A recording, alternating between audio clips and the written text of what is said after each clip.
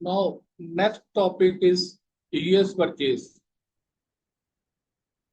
And if you study its definition is this is the present value of a right to receive rupees 1 at the end of each year for n years at n r compound interest. This is definition. This is present value of. So if you go by the definition, it will not be an easy task to understand the things. So let us suppose you are getting 1000 rupees every year for 10 years. हर साल आप 1000 रुपया आपको 10 साल के लिए मिल रहा है। ये पहले साल 10,000 मिला, फिर दूसरे साल 10,000 मिला, फिर तीसरे साल 10,000 मिला, चौथे साल ऐसे आपको मान लो 15 साल तक 10,000 रुपया मिला।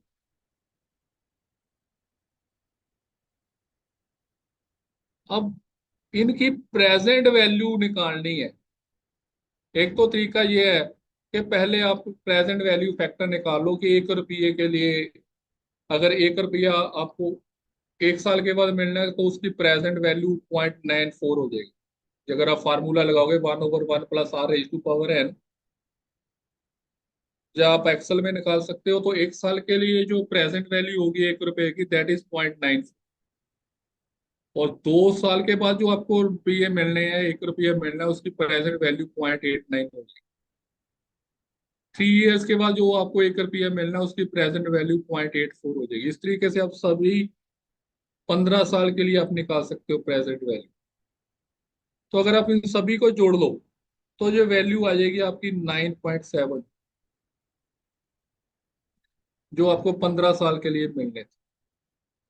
अब एक तो तरीका ये है कि आप क्या करो कि हर साल 1 रुपए की जगह 1000 निकाल के उसको 0.94 से मल्टीप्लाई करो, तो फर्स्ट ईयर में आपको 9400 मिलेगा। सेकेंड ईयर में 0.89 करोगे तो 8900 मिलेगा। ऐसे सारे सभी ईयर्स के लिए कैलकुलेट करो। तो अगर आप इसको ऐड करोगे तो ये आ जाएगा 97,200। 15 साल के बाद जो आपको मिलेगा, तो उसकी वैल्यू प्रेजेंट वैल्यू आ जाएगी आपकी 97,200,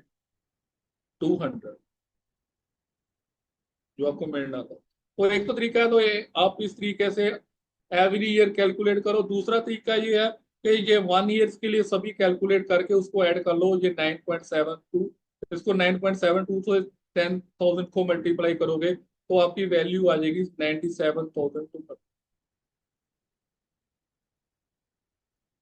अब ये जो 9.72 है, this is called year purchase. This is a multiplying factor which will give you the present value if you multiply it with the year's income। अगर 1 साल की इनकम जो आप 10,000 है, उसको आप 9.72 से मल्टीप्लाई कर रहे हो, तो आपको जो वैल्यू मिल रही है 97,200। तो ये basically this 9.72, this is years purchase। And what is this is just a multiplying factor which when multiplied with the year's income, single year's income, that will give you the value, present value of all the incomes which you have the right to receive. You have the right to receive 10,000 every year at 6% rate of interest.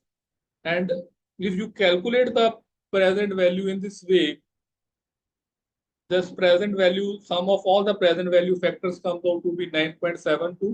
And this 9.72, when multiplied with the 10,000, it will give you 97,200, which is the present value. This is one way of doing. Either you do this way, either you do this way, or you simply multiply it with 9.72. So this 9.72, this is year's purchase. This is just a multiplying factor. अब हर बार तो ऐसे calculate नहीं करोगे कि तो ये तो बहुत लंबा प्रोसीजर हो। पहली बात ये समझ गए कि वाईपी क्या है। एक लेमैन की लैंग्वेज में आपको वाईपी पता होना चाहिए। इस वाईपी में कोई डाउट है तो पूछ लो, anybody having any doubt. ये समझ लगी कि वाईपी क्या है। वाईपी ये है, ये सभी ईयर्स का जो प्रेजेंट वैल्यू फैक्टर था उसको हमने ऐड किया, वो 9.72 आ गया। अगर ऐसे भी करेंगे तब भी वो वैल्यू 97,002 आती है। अगर आप 9.72 को 10,000 से मल्टीप्लाई करोगे तब भी 97,200 आएगा। सर, ये सर, जी, मैथमेटिक्स तो ठीक है, we can understand, but the concept is not clear. YP, kindly. वो अभी अभी आ रहा है वाईपी कॉन्सेप्ट, तो वो अभी समझ रहे हैं सर। अभी बेसिक समझ लगे कि मैथमेटिकली क्या है, कि you have to find a factor. YP is a factor, multiplying factor है ये। वाईपी एक मल्टीप्लाइंग फैक्टर है, पहली बात समझ। और आपने ये मल्टीप्लाइंग फैक्टर निकालना है। अब निकालने के लिए क्या है कि उसके दो तरीके हैं। एक तो ये जो तरीका है, ये जो मैथमेटिकली ऐसे एक एक के लिए अलग अलग से निकाल, जैसे हमने कम्युलेटिव सम के लिए निकाला था, कि हर साल के लिए अलग से कैलकुलेट किया था। लेकिन हम क्या करेंगे, एक इसका इसको अगर आप डेफिनेशन में देखो, अब देखो अब definition, this is present value of right to receive rupees 1 at the end of each year. Present value of right to receive rupees 1 at the end of each year. हर साल आपको, हर साल के आखिर में आपको 1 रुपया मिलता है। कितने साल के लिए? एन ईयर्स के लिए। और रेट ऑफ इंटरेस्ट क्या है? हाँ, जैसे इस केस में मान लो आपको 15 साल के लिए 1 रुपया मिल रहा है हर साल, तो उसकी प्रेजेंट वैल्यू कितनी हो गई?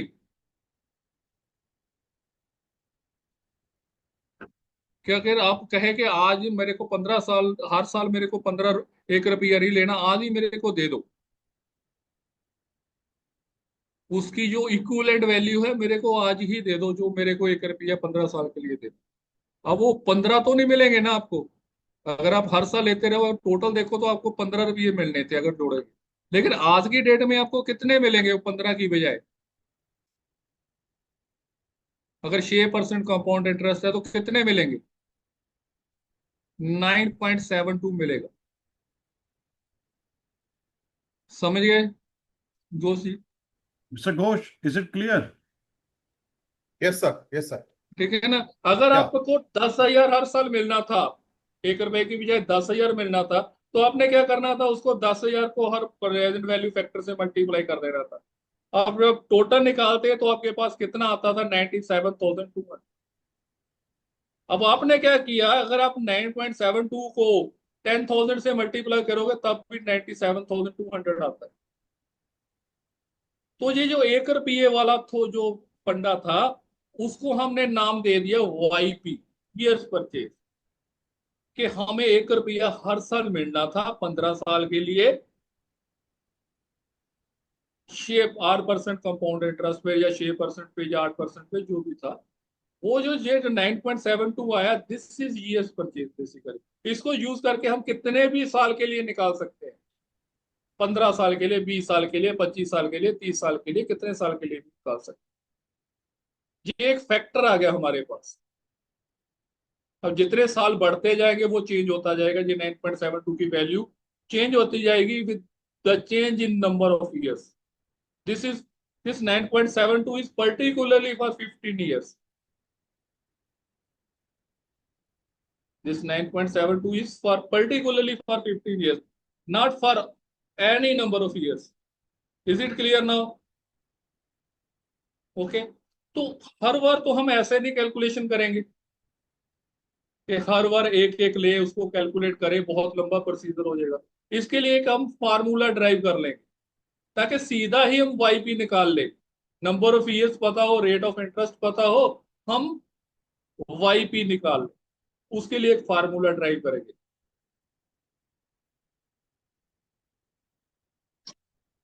पहली बात जरूरी है वाईपी समझ जाने की, कि फंडामेंटली वाईपी की है। इसकी डेफिनेशन ऐसी है, इसको पढ़ के कुछ भी समझ नहीं आता जब तक ये चीज आप नहीं समझोगे। Clear? Now we will derive a simple formula which may be used,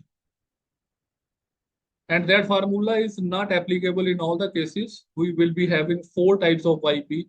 First type of YP, which is generally used, that is years purchase single rate. So let us suppose the present value of, so this is basically the present value of series of future payment. Basically YP आप ये समझो, this is present value of series of future payment. समझ लगी YP क्या है? This is present value of series of future payment. और एक चीज और याद रखनी है कि ये जो फ्यूचर पेमेंट्स है वे सेम रहनी चाहिए। वाईपी कहाँ पे लगेगा? यहाँ पे ये फ्यूचर वैल्यू हर साल 10,000 ही रहेगी। अगर ये हर साल चेंज होती रहेगी वहां पे आप वाईपी नहीं लगा सकते। वाईपी कहाँ पे लगाओगे? यहाँ पर अमाउंट सेम रहेगा, एन्युटी सेम रहेगा। If this goes on changing then you have to calculate it separately. वहां पे ये फार्मूला नहीं वैलिड, वहां पे नहीं। क्लियर? सेकंड थिंग, जो फ्यूचर पेमेंट है वो 1 रुपये के लिए हम अज्यूम कर लेते हैं कि we are receiving 1 rupees at a fixed compound interest rate over a given period of time और number of year, and the discounted value of future level income, that is annuity certain.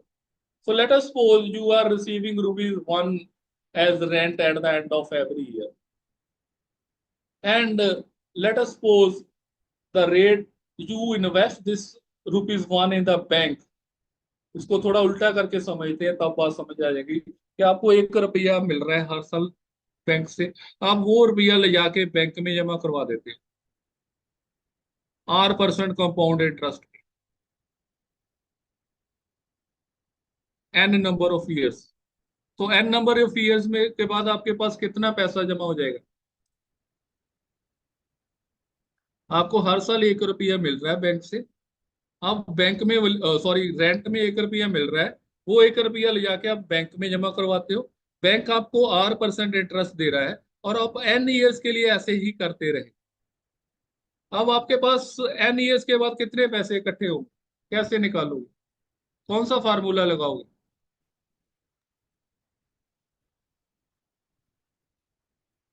अभी हमने किए हैं 3 फार्मूले किए, future value, present value, cumulative sum वाला formula. तो इसमें कौन सा क्यूमुलेटिव कम्युलेटिव सम वाला फार्मूला लगाएंगे?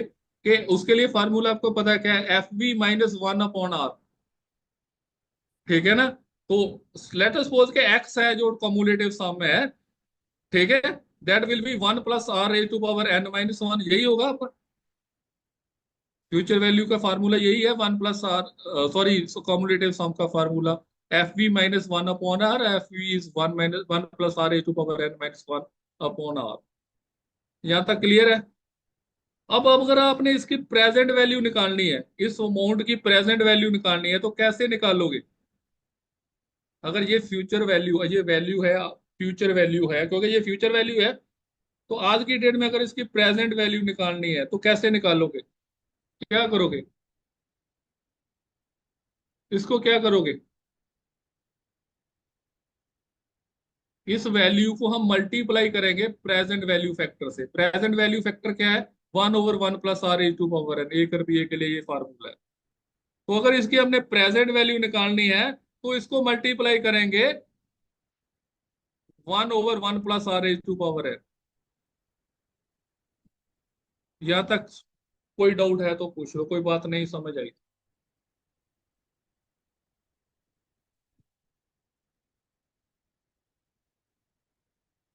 क्लियर? अब इसको थोड़ा रीअरेंज करेंगे। ये जो प्रेजेंट वैल्यू है ये ही वाईपी है, इसको वाईपी बोलते हैं हम। तो अब इसको थोड़ा रीअरेंज करेंगे, 1 + r⁴n-1/r।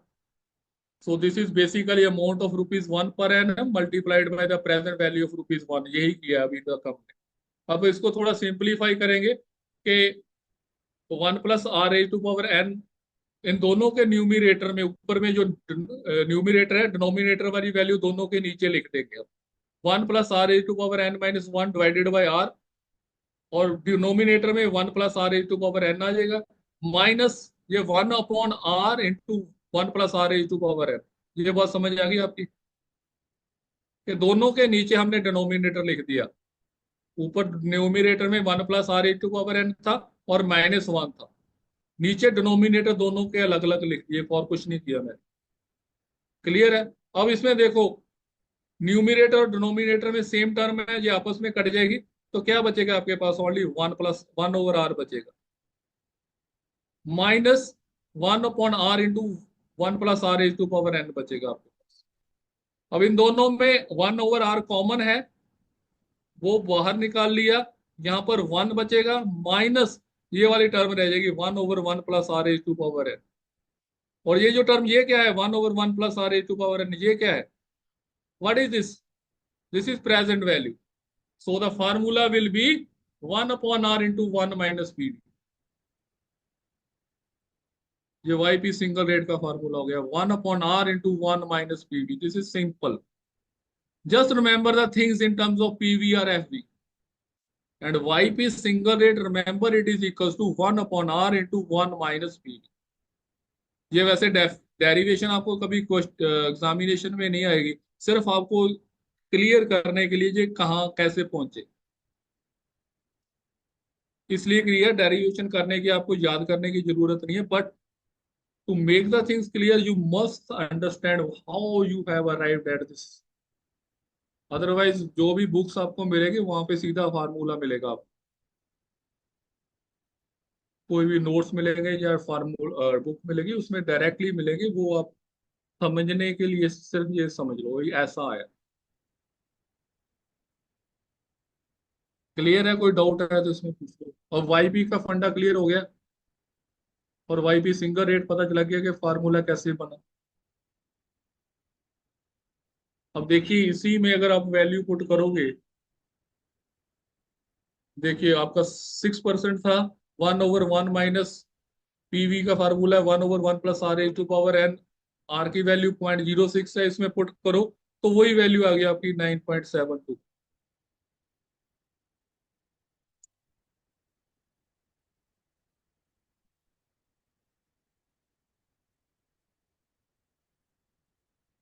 ये वाईपी सिंगल रेट है।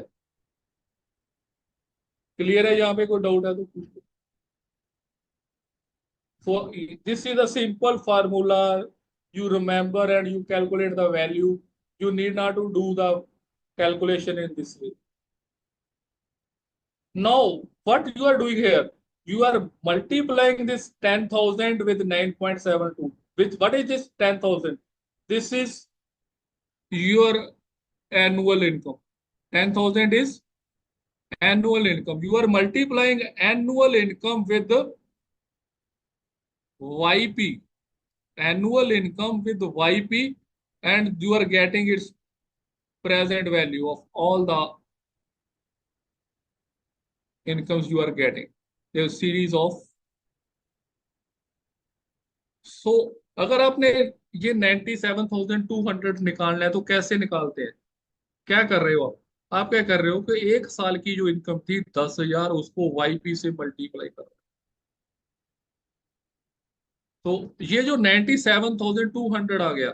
अब देखिए, मान लो आपने एक बिल्डिंग की वैल्यूएशन करनी है बैंक के लिए, बिल्डिंग के लिए बैंक के लिए वैल्यूएशन करनी है, वो बिल्डिंग किराए पे दी हुई है। अब वो 15 साल के लिए किराए पे है, 10,000 रुपया हर साल किराया आ रहा है बैंक तो उस पर्सन, वो बैंक के पास जाता है, बैंक वाले को कहता है मेरे को लो। अब आपको पता है कि रेंट कंट्रोल एक्ट में रेंट टेनेंट्स को आप निकाल नहीं सकते, ज्यादा से ज्यादा क्या कर सकते हो, उससे रेंट ही ले सकते हो। अगर मान लो कल को कोलेटरल सिक्योरिटी की तरह बैंक में रखा गया है इस प्रॉपर्टी को, यहां से रेंट आ रहा है, तो बैंक के पास क्या अधिकार होगा, क्या राइट होगा बैंक का? बैंक का राइट क्या होगा? उसका राइट यही होगा कि वो 10,000 रुपया रेंट बैंक लेना शुरू कर देगा ऑनर की जगह 15 साल के लिए। तो उसकी वैल्यू कितनी होगी? ये अगर 15 साल अगर रेंट मिलता रहा तो उसकी आज की वैल्यू कितनी हो गई? 97,200।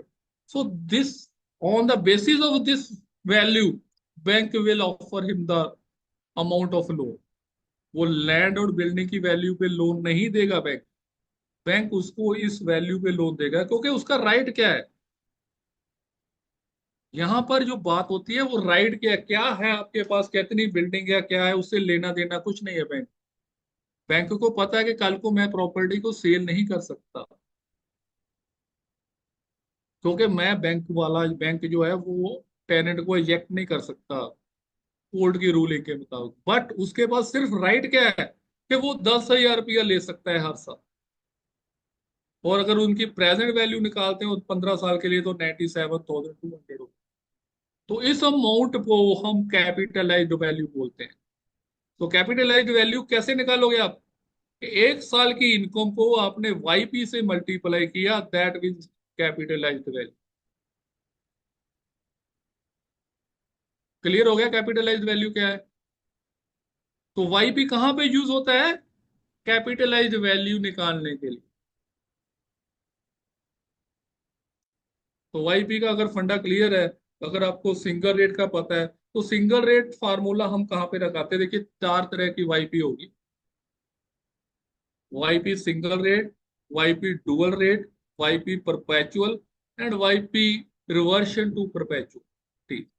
4 तरह की होगी। अब ये वाईपी सिंगल रेट है, हम वहां पे लगाते हैं जहां पे जो आपका एन की वैल्यू अगर 50 से कम है। If the value of, if the number of years is less than 50 years, then you will be using YP single rate. If the value is less than 15, then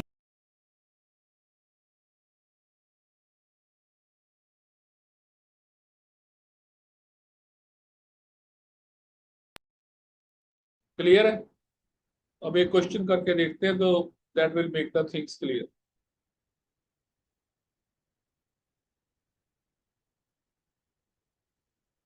See, please go through this question.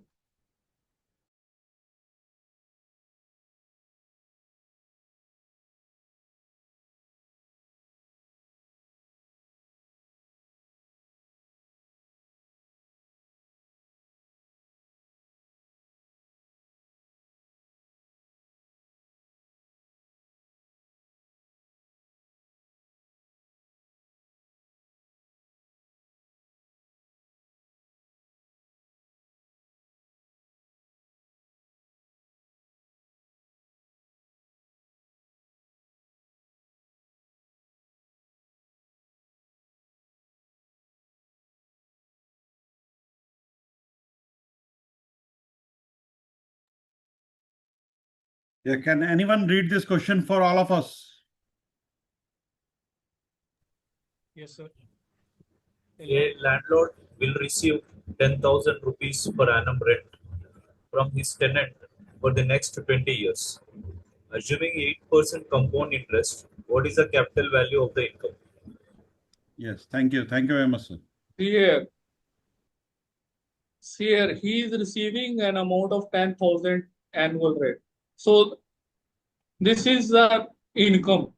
This is annual income. Okay, and number of year is 20. It is less than 50. So you have to apply YP single rate in this case. Clear? And Y calculate करने के लिए, capitalise value निकालने के लिए आपको क्या चाहिए? एक आपको नेट इनकम चाहिए, एक आपको वाईपी चाहिए। ओके, नेट इनकम आपको पता है 10,000। वाईपी, अब वाईपी कौन सा लगेगा यहाँ पे? YP single rate. अब वाईपी सिंगल रेट का फार्मूला क्या है आपको पता है? 1/r into 1 minus PV. और पीवी आपको पता 1/1 + r⁴ वो फार्मूला आपका आ गया, वाईपी निकाल सकते हो आप। तो वाईपी आपका आ गया 1/0.08 multiplied by 1 minus 1 over 1 plus 0.08 raised to power 20, it is 9.818. तो कैपिटलाइज वैल्यू के लिए फार्मूला आपको पता है, net income per year multiplied by YP. अब नेट इनकम क्या है कि कई बार आपको ग्रॉस इनकम दी होती है, उसके बाद उन्होंने जो क्या आउट गोइंग्स है वो दी होती है कि इतना खर्चा रिपेयर पे होगा, ये दिया होगा, वो आगे जाके डिस्कस करते हैं। एज ऑफ नाउ आपकी जो 10,000 है, ये आपकी एनुअल इनकम ही नेट इनकम, इस क्वेश्चन में कोई भी आउट गोइंग नहीं दी गई है, तो इसको हम नेट इनकम मानेंगे। So net income is 10,000, Y भी आपने कैलकुलेट किया 9.818, so value comes out to be 98,180. This is capitalized value.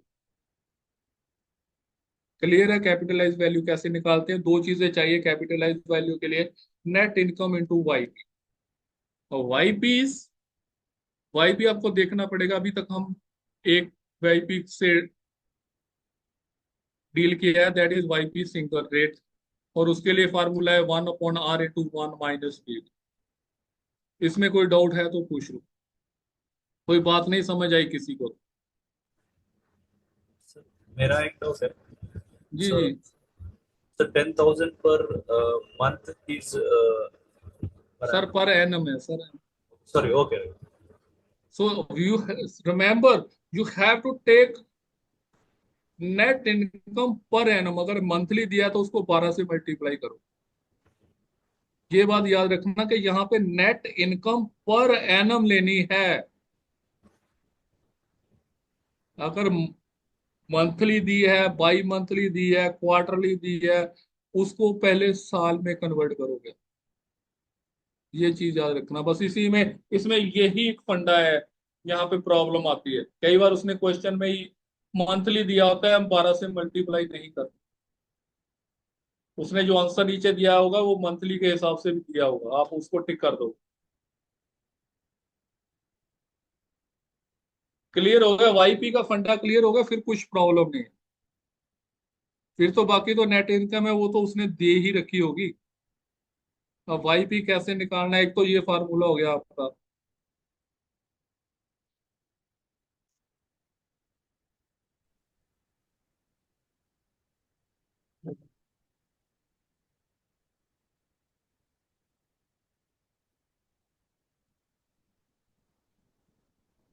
अगर आप इसको कैलकुलेट करना चाहते हो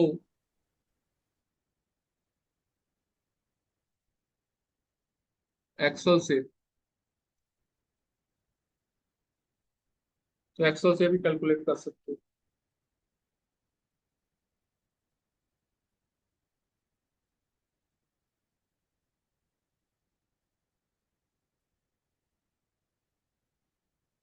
अब कौन सा फार्मूला लगाओगे पहले तो?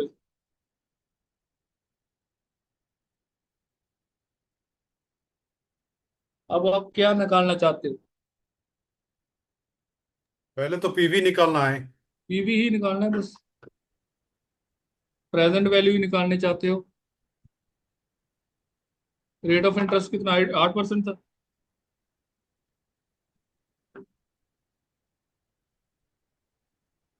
पेमेंट तो कुछ नहीं है, पेमेंट ही है आपकी हर साल कितनी है? 10,000, पेमेंट ही तो है ना 10,000। 10,000। फ्यूचर वैल्यू कुछ नहीं है। जीरो।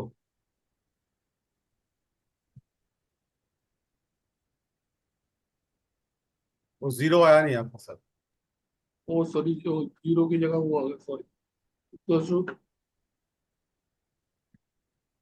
प्रेजेंट वैल्यू,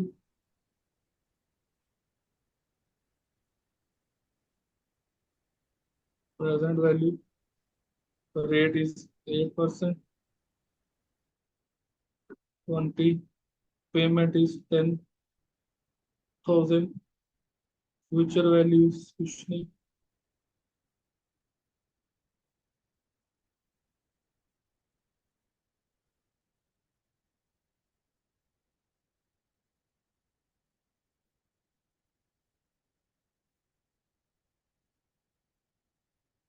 कोई फार्मूला याद करने की जरूरत नहीं।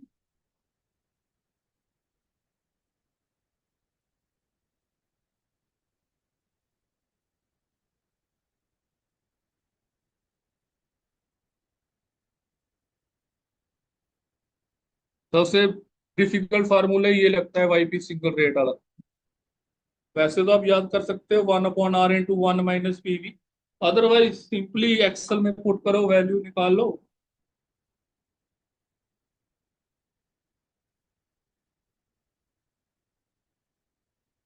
क्लियर है?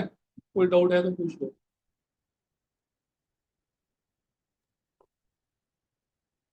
ये तो पीवी निकला sir.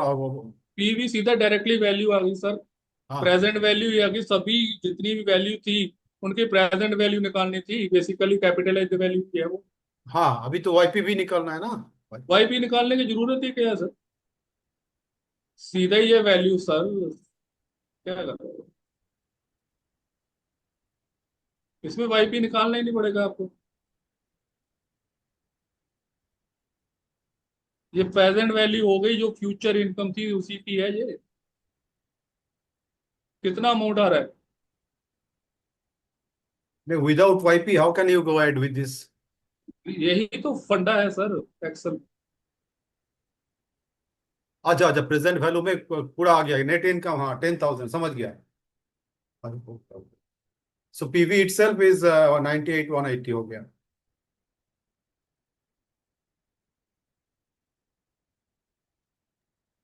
See, sometimes hard work pays, but sometimes smart work also pays. YP आपको निकालने की जरूरत ही नहीं पड़ेगी, एक्सेल ने सीधा ही निकाल देना सर। प्रेजेंट वैल्यू ही है बेसिकली। जो फ्यूचर इनकम हो रही है 10,000 की, उनकी प्रेजेंट वैल्यू ही है बेसिकली।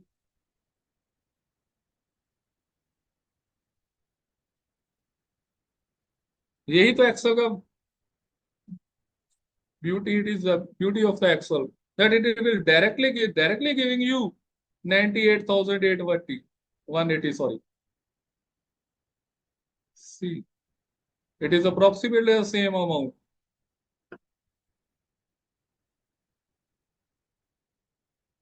कोई वाईपी निकालने की जरूरत नहीं, कोई कैलकुलेशन करने की जरूरत नहीं है।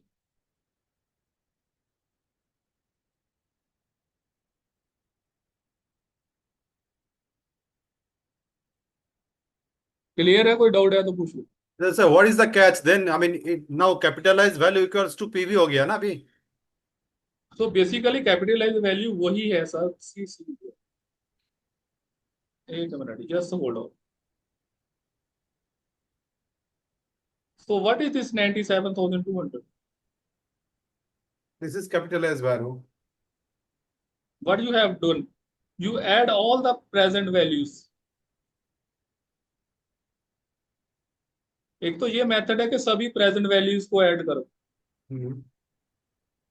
दूसरा ये है कि नेट इनकम को वाईपी से मल्टीप्लाई करो, तब भी इतना ही आएगा। अब एक्सेल क्या कर रहा है? एक्सेल ये कर रहा है, आप क्या करोगे? 10,000 को 9.72 से मल्टीप्लाई करोगे, पहुंचोगे तो यहीं पे सर। एक्सेल कैलकुलेशन इस तरीके से कर रहा है। आप कैलकुलेशन कर रहे हो 10,000 को 9.72 से मल्टीप्लाई करोगे, नेट इनकम को वाईपी से मल्टीप्लाई करके 97,200 पे पहुंच रहे हो। एक्सेल ये इन सभी को ऐड कर रहे हैं सर, तब भी वहां पर ही पहुंचोगे। वो जी क्लियर है अब? नहीं क्लियर तो है, but fundamentally then capitalized value equals to PV हो रहा है। सर सर एक मिनट। अब ये देखिए 97,000, एक मेथड तो आपका आ गया नेट इनकम इनटू वाईपी, ये क्लियर है सर? हाँ, नेट इनकम इनटू वाईपी, अच्छा, दैट इज यहाँ ये कैपिटलाइज्ड वैल्यू। कितना आ गया? इसको, इस एग्जांपल को देखो कितना आ गया। 97,200। एक तो ये तरीका है कि इन दोनों को मल्टीप्लाई करके यहाँ पे पहुंचो। हाँ, दूसरा तरीका है कि हर साल की आप वैल्यू निकालते जाओ, उसको समेशन करके, हाँ उसको समेशन करो, तब भी कहाँ पहुंचोगे? Same same value. तो एक्सेल ने ये किया है sir.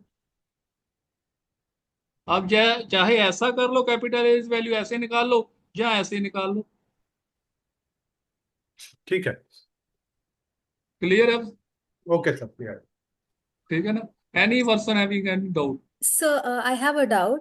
Ji So basically for 15 years, if you're like putting 10,000, it'll be 1,50,000, right? So जी is 97,200 the present value of that 1,50,000? Am I जी right? जी, present value of all the amounts Yeah. For So first basically, year. you're putting 10,000 every year for 15 years, so it's जी 1 जी lakh 50,000 for yeah 15 yeah years. yeah yeah. So the Instead of present, one if lakh you fifty want to know, thousand, 1 lakh you will be 50, getting 97,200 okay, as on today. that's right, no? Okay, That's it. okay, okay.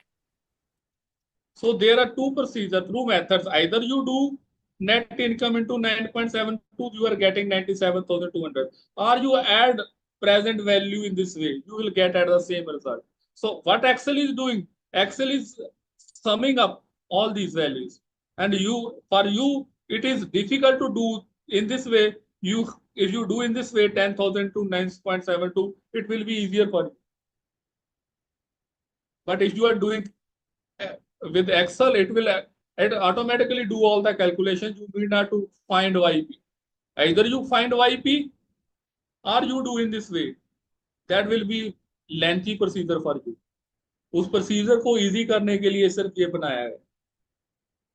Otherwise अगर ये amount 10,000 हर बार एक same नहीं होता, तो फिर आप ये 9.72 वाला फंडा नहीं लगा सकते थे. अगर पहले साल में 10,000 है, दूसरे में 20 है, तीसरे में 30 है, तो फिर ये वैल्यू 9.72 वाला फंडा नहीं चलेगा. फिर हर बार ही कैलकुलेशन करनी पड़ेगी.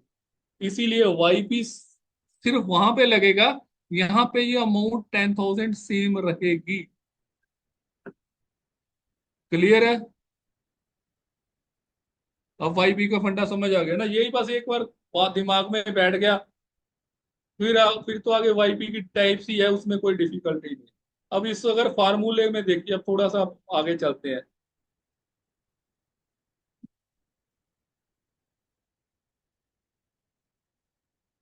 अब देखिए इस फार्मूले में, ये जो फार्मूला आपने बनाया था YP single rate, it is 1/r into 1 minus 1 plus R raise to power N.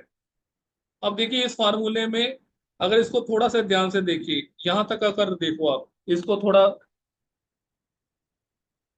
सोचो कि इसमें अगर आप ब्रैकेट के अंदर की चीज देखोगे, तो एक में से कुछ कम होता जा रहा है,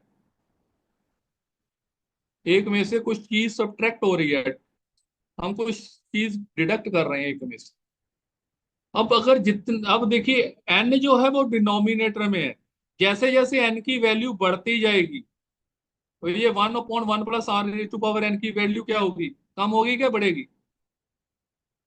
अगर एन की वैल्यू बढ़ेगी तो क्या होगा? ये वाली जो अंडर वाली टर्म है क्या होगी? कम होगा. कम होगा. तो धीरे धीरे जैसे जैसे ये बढ़ता जाएगा, जब एन जो है, देखिए अगर एन की वैल्यू अगर हम 10% के हिसाब से निकाले हो, एक 1 ईयर के बाद ये वैल्यू अप्रोक्सीमेटली एक के बराबर ही है, 1.90 है 10% के लिए. 50 साल के बाद ये वैल्यू हो जाती 0.00852, और 100 ईयर्स के बाद ये 0.00007 हो जाती है, अप्रोक्सीमेटली जीरो हो जाती है. तो अगर एन जो है बहुत ज्यादा है, if N is very large, ये जो अंदर वाली टर्म है 1/1 plus R raise to power N, it is approximately equals to zero. और अगर ये वैल्यू जीरो हो जाती है, तो क्या बचा आपके पास? 1/r into 1 minus zero. 1 - 0 is 1, so yp in perpetuity is 1/r. सो अगर ये वाला फार्मूला कहाँ पे लगाओगे? जब n इज ग्रेटर देन 50. अगर n 50 से ऊपर है तो सीधा फार्मूला yp इन परपेचुइटी लगा सकते हो. दोनों में कोई बहुत ज्यादा फर्क नहीं आएगा. So when n is more than 50, you will be using, see here, suppose n equals to 50, r is 0.10, n is 50. Single rate से आप वैल्यू निकालोगे तो 9.91 आई है. अगर परपेचुइटी से निकालोगे तो 1/r means 1/0.01. It is approximately 10. ये अप्रोक्सीमेटली दोनों बराबर ही है, कोई बहुत ज्यादा फर्क नहीं है. और जब n 50 से ऊपर हो जाएगा, तो हाँ we will use yp in perpetuity.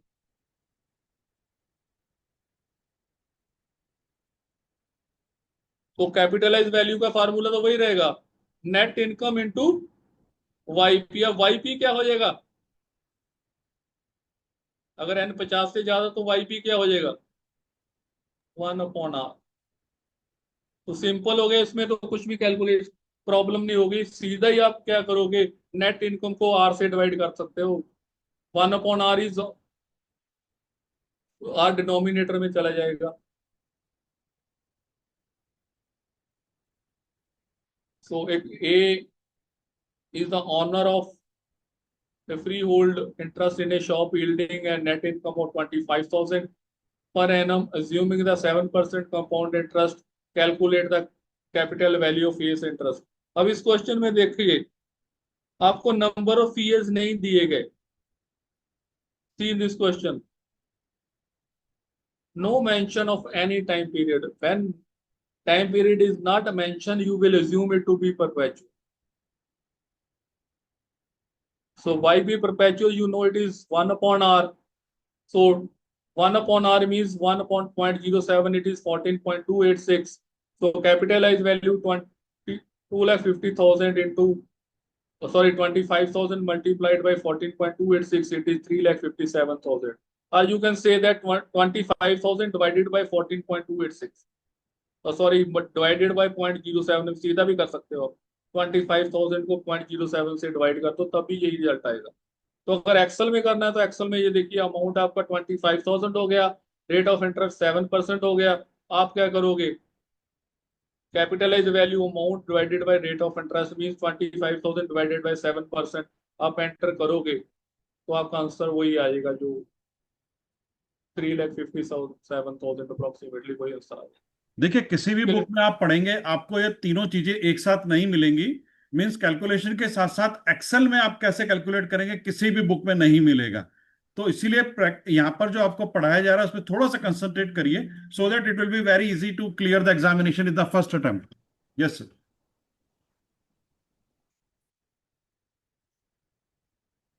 Clear है भाई, भी परपेचुअल?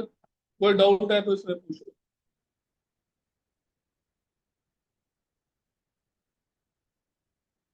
अब एक और चीज है कि इसमें क्या था कि आपको हर साल 10,000 मिल रहा था,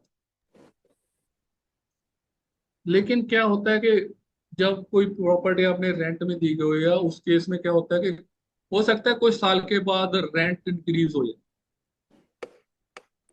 हो सकता है कि रेंट कुछ साल के बाद इंक्रीज हो जाए। जैसे ये क्वेश्चन है, mister x will receive the full rental value of ₹36,000 per annum after 7 years। Presently she has let her house at a rental of 25,000 per annum for 7 years with an interest of 8%। value the interest of Mrs. X। Mrs. X ने घर किराए पे दिया है, तो अभी अगले 7 साल उसको 24,000 रुपये पर एनम रेंट आना है। लेकिन 24,000 साल 7 साल के बाद क्या होना है, रेंट कितना हो जाना है, 36,000। ठीक है, तो अब अपने वैल्यू निकालनी है। अब इसकी वैल्यू दो पोर्शन में निकालनी पड़ेगी। पहले 7 साल के लिए अलग निकालोगे, और फिर बाकी बाकी कितने साल के लिए है,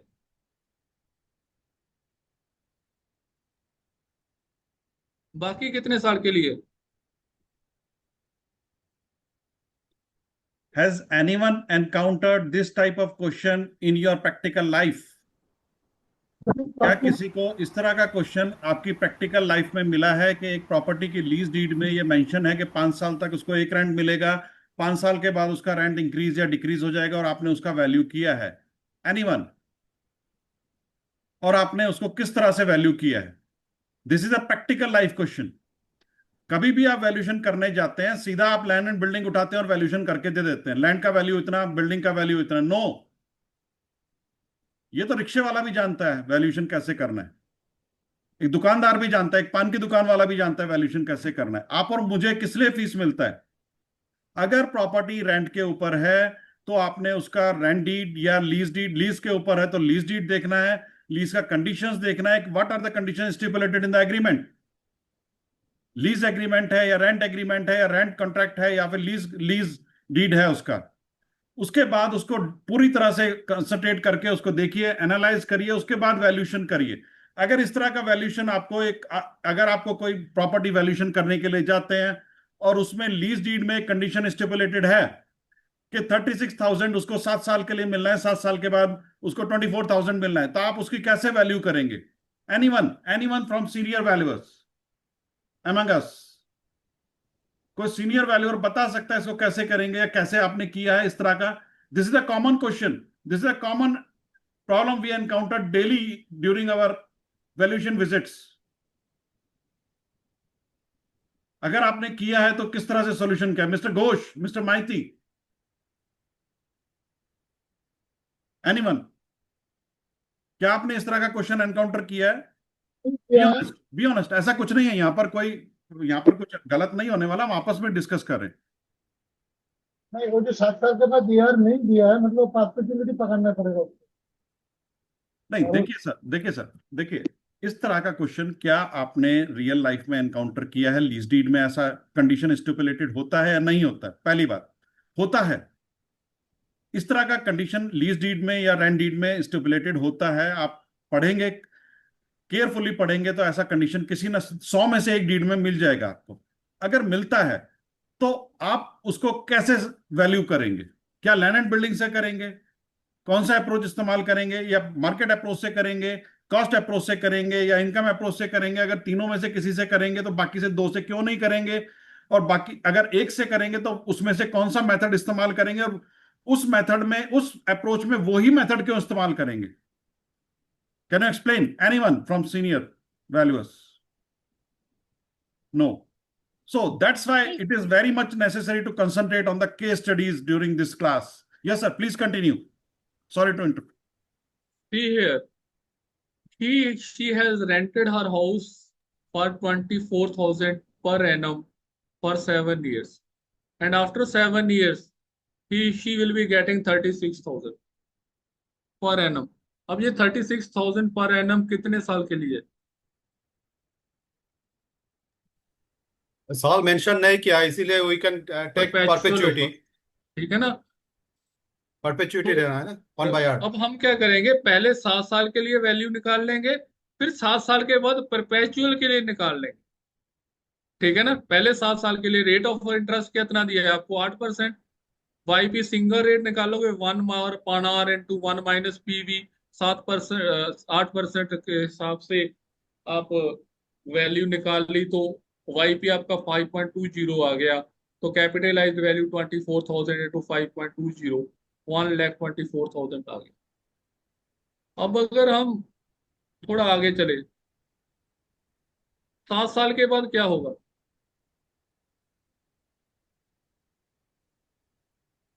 7 साल के बाद इंक्रीज हो जाएगा, रेंट कितना हो जाएगा? 36,000 हो जाएगा। अब कौन सा फार्मूला लगाओगे? अब आप कौन सा फार्मूला लगाओगे? वाईपी कौन सी निकालोगे? सेम फॉर्मूला जो 36,000 के लिए किया गया है।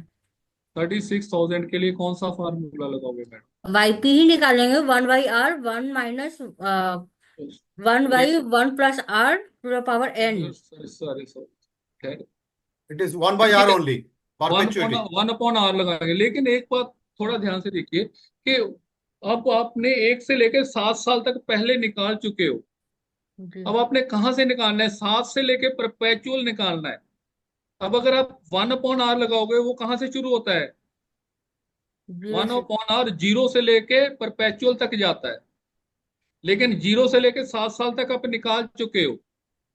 तो क्या करना पड़ेगा आपको? 1/r तो ठीक है, लेकिन उसमें से पहले 7 साल के लिए आप ऑलरेडी निकाल चुके हो। फिर नेक्स्ट 7 इयर्स के लिए उसमें से निकालेंगे, क्या दैट इज करेंगे 8 कि टू वन, 14। वो तो कोई फार्मूला ऐसा नहीं है वो 7 साल से शुरू हो। तो हम क्या करेंगे, 1/r तो निकाल लिया, उसमें से पहले जो 7 साल का था वो माइनस कर लेंगे। पहले 7 साल का कितना था? पहले देखिए, 1/r निकाला हमने, 1/r जो आया आपका वो 112.50 आ जाएगा। 1.08 निकालोगे, अगर आप प्रैक्टिकली सोचिए, ठीक है?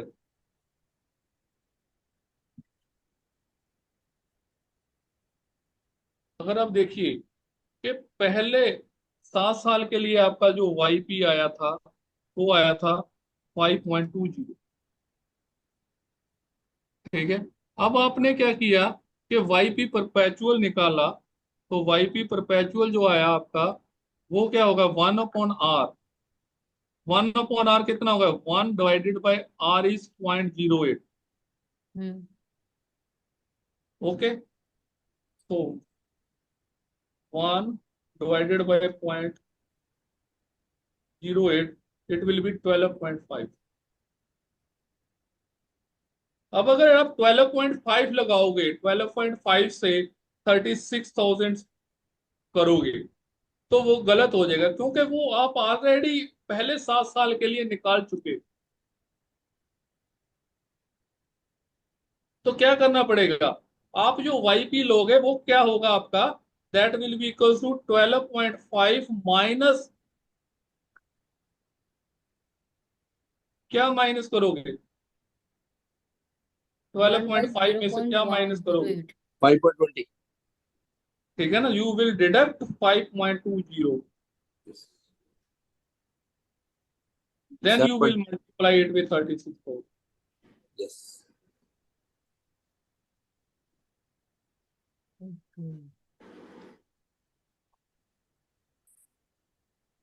क्लियर है, Hmm.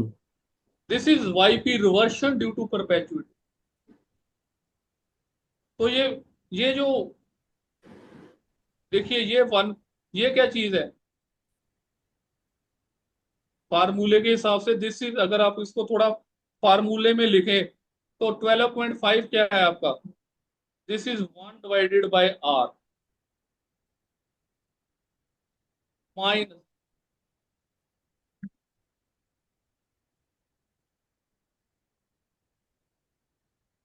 This is 1/r। ये जो आपका 12.5 था वो क्या है, ये जो 12.5 है ये क्या है आपका, दिस इज 1.r, 1/r ही है ये, ठीक है। और ये जो 5.20 है ये क्या है, ये वाईपी सिंगल रेट वाला फार्मूला है आपका, this is 1/r multiplied by 1 minus PV, यही फार्मूला है आपका, यही चीज है। अगर आप इसको फार्मूले में देखेंगे तो ये बात समझ आ गई क्या नहीं, ठीक है ना, ये वाईपी ड्यू टू रिवर्शन है। अब इसमें थोड़ा सा हम पहले तो फार्मूला समझ ले, ये कैसे आया, ये बात समझ लगे। मैंने डायरेक्टली फार्मूला आपको नहीं बताया, फार्मूला यहाँ से उल्टा ड्राइव करके आपको बताया कि ये चीज कैसे आई। अब अगर हम इसको देखेंगे थोड़ा ध्यान से, जस्ट कंसंट्रेट, सो आपको पता चल गया कि वाईपी, इसको हम वाईपी रिवर्शन बोलेंगे, this will be YP minus 1/r into 1 minus 1/1 plus r to power n, यही फार्मूला आ गया आपका, ठीक है। अब अगर हम इसको देखें तो ये क्या है, 1/r into 1 minus r into PV, ये फार्मूला आ गया। अब इसको थोड़ा सा अगर हम देखें खोल के, 1/r into minus 1/r into 1 plus r to power n, तो ये क्या हो जाएगा, अगर हम इसको थोड़ा ब्रैकेट को खोल लेंगे, इसको ब्रैकेट को खोल लो, तो क्या हो जाएगा, 1/r इंटू 1 माइनस, थोड़ा ये जो जूम इन इसको अगर आप करेंगे, मल्टीप्लाई करोगे तो ये 1/r आ जाएगा, तो इसको जब मल्टीप्लाई करोगे तो 1/r इंटू पीवी हो जाएगा एक तरह से, थोड़ा ये जूम वन इन प्लस, करेंगे सर, थोड़ा हाँ जी। जूम इन करेंगे प्लीज। हाँ ठीक है। अगर हम इस ब्रैकेट को खोलें सर, इस ब्रैकेट को खोलेंगे तो क्या आएगा आपके पास, ये 1/r को मल्टीप्लाई करेंगे 1 से, ठीक है, ये माइनस और माइनस क्या हो जाएगा, प्लस हो जाएगा, तो अंदर क्या हो, ये क्या बचेगा आपके पास, प्लस 1/r इंटू 1 प्लस, ये ये वाली चीज बच जाएगी आपके पास, ये जो 1/r है इससे भी मल्टीप्लाई हो जाएगा, ये अगर आप ब्रैकेट खोलोगे तो ये चीज आ जाएगी आपके पास, अगर आप ये वाली ब्रैकेट खोलोगे सर, ठीक है। ये 1/r प्लस और माइनस आपस में कट जाएंगे, तो क्या बचेगा आपके पास, 1/r into 1 plus r to power n, तो वो बचेगा आपका 1/1 plus r to power n, ये आपकी प्रेजेंट वैल्यू है, तो आपके पास बचेगा पीवी अपॉन आर। या तो फार्मूला इस टर्म में याद रख लो, या फार्मूला इस टर्म में याद रख लो, पीवी अपॉन आर की टर्म। देखिए सिंपल मैथमेटिक्स है, कुछ भी नहीं है। And mathematics is also of the standard of class 10th, not more than that. So either rearranging, you use आपने this formula रीअरेंजिंग पढ़ा होगा or class simply 9th use में। this formula PV upon R. जी Sharma ji, clear है बात? कोई doubt है Ghosh sir? Clear है ना? So directly you can use this formula 1 upon R into PV. See here. देखिए कोई भी डाउट है तो अभी पूछिए, बहुत इंपॉर्टेंट फॉर्मूला है, और अगर PV इसकी upon डेरिवेशन R आपको आ गई है ये तो आपके सब पास कुछ आ क्लियर गया होने वाला है। यार ये रुकता भी। 0.0583। अगर प्रेजेंट वैल्यू निकालोगे आप 1/1 प्लस 0.08 रेज टू पावर 7, ये 0.8583 आएगा। उसको 0.08 से डिवाइड कर लोगे तो 7.29 आएगा। या तो 12.5 में से वो माइनस कर लो या सीधा ऐसे निकाल लो। तो ऐसे केसेस में पीवी अपॉन आर निकालना पड़ेगा आपको। कई बार बुक्स में सीधा ही लिखा हुआ, उन्होंने पीवी अपॉन आर लगाया हुआ, आपको समझ नहीं आएगा ये पीवी अपॉन आर कहाँ से आया। अब पता चल गया आपको पीवी अपॉन आर कहाँ से आता। बहुत सी बुक्स में सीधा ही लिखा हुआ है। तो 7.29 से मल्टीप्लाई करके आप इस तरीके से निकाल।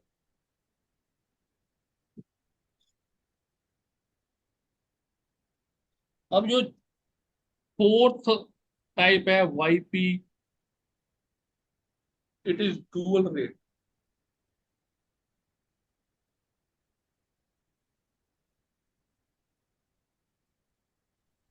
Sir, can you go back to that slide which had the problem in it, sir? Uh, in that problem, value of interest was asked, sir, but what we found is the present value. So how are those two things same? तो sir कहाँ पे Value sir? value the interest of Mrs. X. Value the interest, interest में यहाँ पे rate of interest नहीं निकालना madam. Uh, value the interest means उसकी property की वैल्यू कितनी है। Present जब आप value. कोई Okay. प्रॉपर्टी खरीदते हो तो वैल्यू Okay. उसकी इंटरेस्ट की वैल्यू होती है, उसमें आपका क्या क्या इंटरेस्ट है, वो रेट ऑफ इंटरेस्ट वाला इंटरेस्ट नहीं। Okay. उसने क्वेश्चन को भी थोड़ा ऐसा बोला है। Hmm. क्लियर है? अब चौथी तरीके का जो वाईपी है वो है वाईपी डुअल रेट। अब देखिए कुछ ऐसी प्रॉपर्टीज होती है जो डिमिनिशिंग टाइप की होती है। डिमिनिशिंग टाइप की, मान लो आपने एक सिनेमा हॉल लीज पे लिया। आप क्या कर रहे हो, सिनेमा हॉल की लिए आपने एक प्लॉट लिया किसी से या बिल्डिंग ली, उसमें सिनेमा हॉल चलाना शुरू कर दिया। आपको सिनेमा हॉल से 3.5 लाख रुपया हर साल इनकम आ रही थी, उसमें से आपने 50,000 रुपया ऑनर को आप रेंट देते रहे। अब पता चला कि 30 साल के बाद सिनेमा हॉल जो है, 30 साल की लीज थी, 30 साल, 30 साल के बाद क्या होगा, सिनेमा हॉल का क्या होगा 30 साल के बाद? आपने एक बिल्डिंग ली लीज पे, उसको 30 साल के लिए, उसमें आप सिनेमा हॉल चलाने लगे, डिप्रिशिएशन होगा। तो 30 साल के बाद क्या होगा? जो सिनेमा हॉल है वो वापस चले जाएगा ऑनर के पास, लीज डीड खत्म हो गई, जो आपको इनकम आती थी वो भी खत्म हो गई, तो आपके पास क्या बचा? कुछ भी नहीं बचा। आपका जो इनकम का सोर्स था वो खत्म हो गया। तो इस तरह की प्रॉपर्टी को डिमिनिशिंग प्रॉपर्टी को, और जब भी आपने इस तरीके की किसी प्रॉपर्टी की वैल्यूएशन करनी है तो वहां पे आप वाईपी डुअल रेट लगाओ। यहां से कुछ समय के बाद इस तरीके से हो जाना है, चाहे वो, तो उसमें क्या होगा? अब बेसिकली क्या होगा कि आप ये सोचोगे कि अब इसमें आपके 15 साल बचे हैं, तो वो क्या करेगा कि ऑनर जो लीज ही है वो क्या करेगा, कुछ पैसे बैंक में सिंकिंग फंड की रूप में जमा करवाएगा, ताकि क्या हो कि 15 साल के बाद उसके पास इतने पैसे आ जाए कि वो एक नई बिल्ड, या तो इसी प्रॉपर्टी को रिन्यू करा ले लीज को, या कोई और प्रॉपर्टी ले ले लीज। तो एक सिंकिंग फंड का कॉन्सेप्ट आपको ऐड करना पड़ेगा ऐसी प्रॉपर्टी के, ऐसी डिमिनिशिंग प्रॉपर्टी। तो उसके लिए जो आपका वाईपी डुअल रेट लगेगा, उसमें क्या होगा कि जो आपका फंडा था 1/r का, वो आर जो रिप्लेस हो जाएगा, आपका जो रेट ऑफ इंटरेस्ट आर था वो रिप्लेस होगा, उस आर में आप ऐड करोगे एक एनुअल सिंकिंग फंड आईसी। जो आर था वो रिप्लेस हो जाएगा आर प्लस आईसी से। आर जो रिप्लेस होगा वो आर प्लस आईसी हो जाएगा। क्लियर है? तो डिमिनिशिंग प्रॉपर्टी के केस में आप आर को आर प्लस आईसी से रिप्लेस करोगे। वो चार तरह के हो गए। वाईपी सिंगल रेट कहाँ लगाओगे? जब एन 50 साल से कम है। वाईपी डुअल परपेचुअल कब लगाओगे? When an is greater than 50। YP reversion कब लगना? जब कुछ समय के बाद रेंट चेंज हो जाता है। डुअल रेट कब लगाएंगे? जब कोई प्रॉपर्टी डिमिनिशिंग टाइप की है, जिसकी वैल्यू आपने करो। तो एक एग्जांपल लेंगे, वो चीज आपको क्लियर हो जाएगी। Find the capitalized value of an income receivable for 5 years at 20,000 per annum net. Rate of return is 7% per annum and sinking fund is 3%। आपको दिया गया है। तो इसमें जहां पे दोनों वैल्यू दी गई है, तो वहां पे आप डुअल रेट लगाओगे। तो कैपिटलाइज वैल्यू के लिए फार्मूला आपको पता है, net income into YP, and sinking fund जो 3% है। ये जो 7% है, this is called remunerative rate. This 7% is called remunerative rate and this 3% is called accumulative rate। जिस इसीलिए हमने एनुअल सिंकिंग फंड में हमने कैपिटल आर लिया था। अब जहाँ जहाँ पे बात समझ लगी, क्योंकि दोनों रेट डिफरेंस है। अगर सेम हो गए तो कोई फर्क नहीं पड़ेगा। अभी एक एग्जांपल लेके देखते हैं। अभी एज ऑफ नाउ आप समझ लो कि दोनों डिफरेंट है, इसीलिए हमने स्मॉल आर को कैपिटल आर से रिप्लेस कर दिया। अब जो वाईपी है डुअल रेट, उसका formula 1/r plus IC. IC के लिए आपको फार्मूला पता है। आईसी का फार्मूला क्या है? 1/s।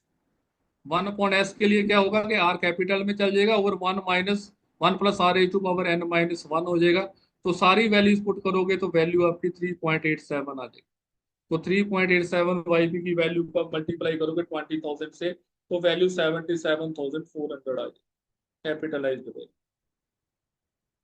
सो आईसी निकालने के लिए, अगर आप आईसी ऐसे निकालना है इस फार्मूले से, नहीं तो आपको पता है आईसी के लिए आप पीएमटी यूज करोगे।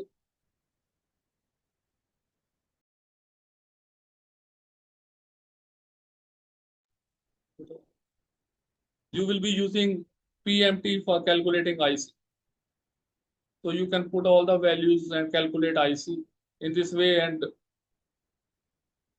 you can calculate the value of YP by using YP over 1/r plus IC.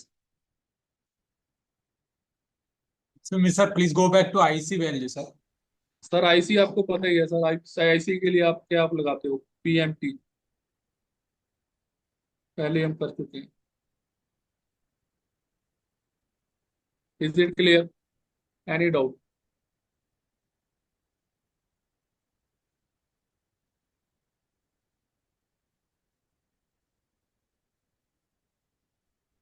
Clear है? Only thing is you have to replace R with R plus IC.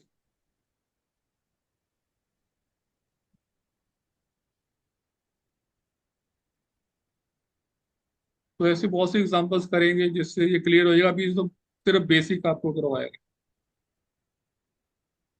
बस ये बात समझ होनी चाहिए कि कौन सा वाईपी कहाँ पे लगाना है।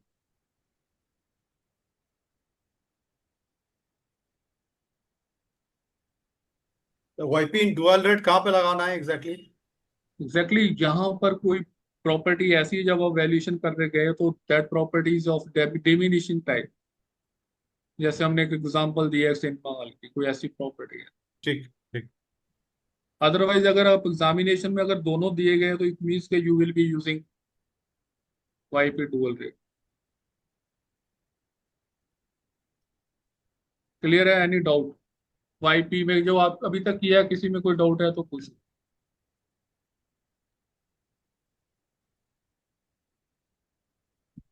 किसी को कोई बात समझ नहीं आई तो पूछ लो। आईसी के लिए इधर यू यूज द फार्मूला और you can directly calculate it the Excel. Clear है? कोई डाउट है तो पूछ लो।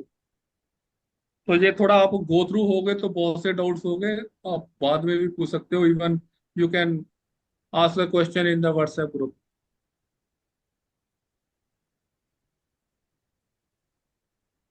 Okay Sandeep ji, this is all from my side.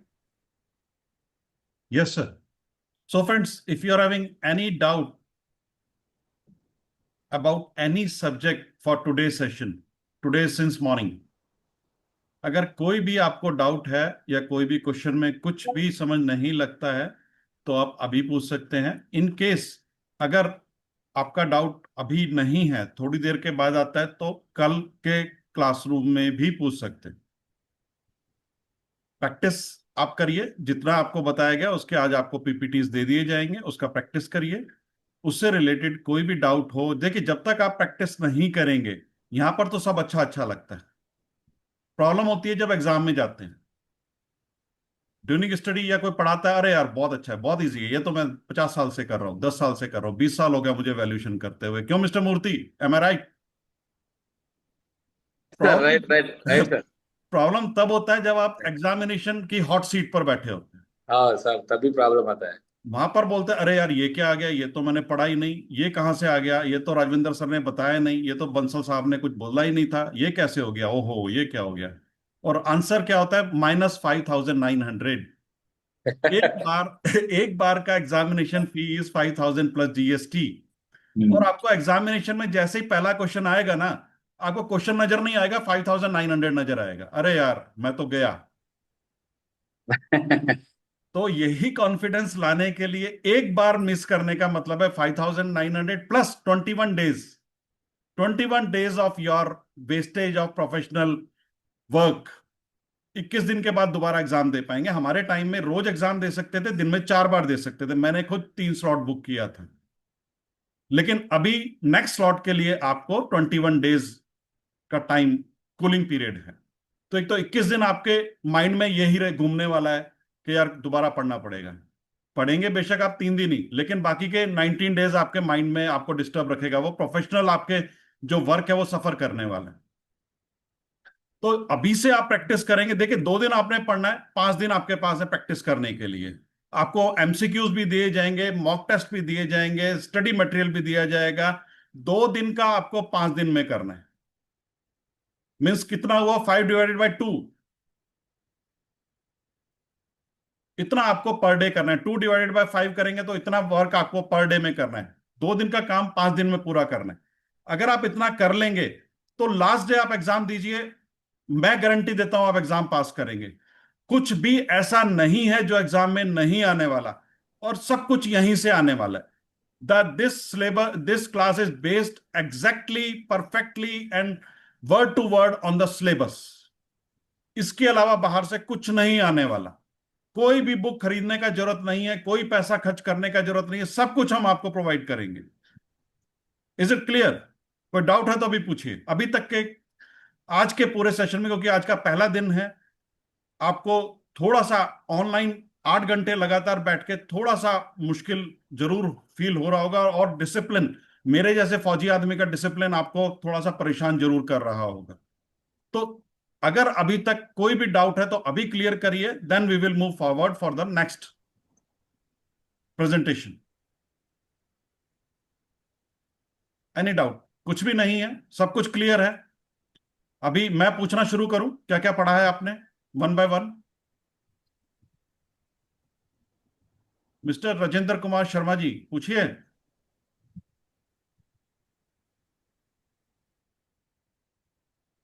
मैं क्वेश्चन पूछूं अभी, अगर सब कुछ क्लियर है तो।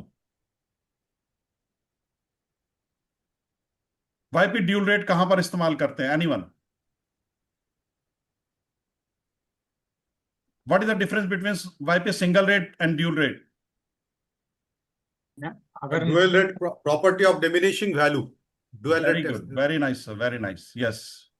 Anyone, what is the mean by diminishing property? Other than Mr. Ghosh. Doctor Rajvinder sir अभी हमारे साथ हैं। अगर आपको कोई भी डाउट है रिलेटेड टू सब्जेक्ट, अदरवाइज मैं तो आपके साथ रहूंगा नेक्स्ट सेशन के लिए। डॉक्टर साहब से आपने कुछ भी पूछना है तो आप अभी पूछ सकते हैं. He is with us